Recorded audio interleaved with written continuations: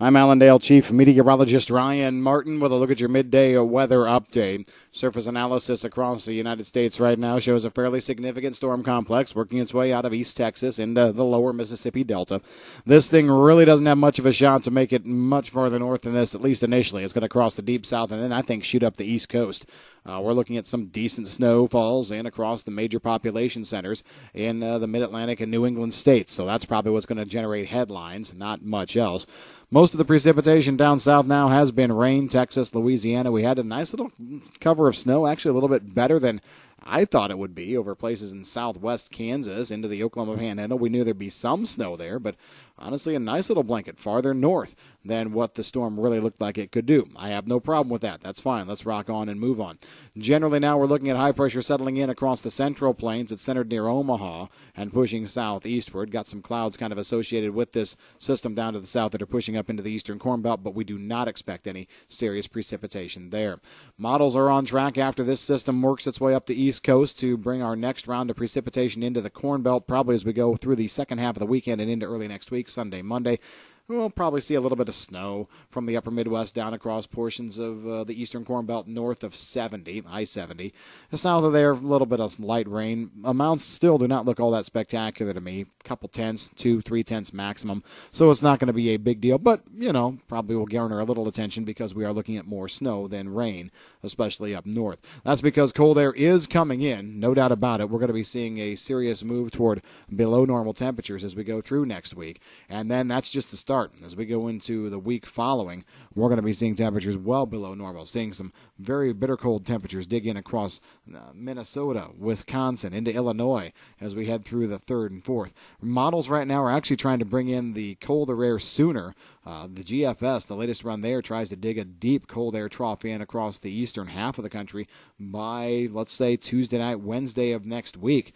I can see that happening. I think if it does, we're probably going to see some serious ridging farther back to the west, especially if we have any kind of system trying to come together in Texas, which we still see around the end of next week, the 30th into the 31st.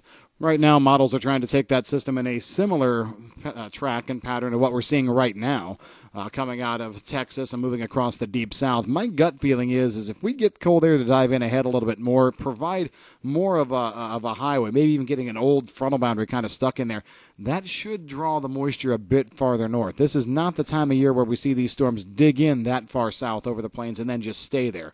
This is the time of year we like to see those hook to the north. So we'll see. That's just a speculation on my part, but there's moisture there no matter what. That's when the situation gets very, very interesting as we go longer term, heading into the 2nd, 3rd, so on and so forth, looking at another major push of cold air coming down. It's going to activate a clipper path that comes from Alberta down across the northern part of the country. I think we could see a couple of systems back-to-back that put in some fairly decent precipitation across the region, especially in the Great Lakes and the Corn Belt. So we're going to be watching for that very, very closely. And then toward the end of the forecast period, I'm actually seeing another massive front coming into the California West Coast area. And if it holds together, we can see it develop and dig into the Four Corners.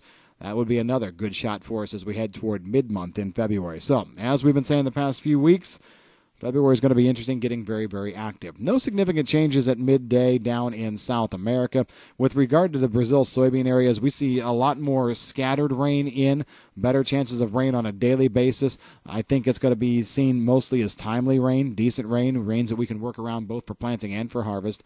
As we mentioned in our online write-up this morning, maybe a slight bit more concern over Argentina being drier over the next couple of weeks. The big question is right now is the latest run of the model here, the last couple runs that have showed that, was that just an anomaly and we're going to kind of swing things back the other way here the next day or two, or is this a pattern that we'll have to watch? Right now, dryness doesn't concern me a heck of a lot because the heat is not going to be too bad, but we're going to have to watch that heat closely if the dryness does turn out to be a little bit more of a steadfast deal.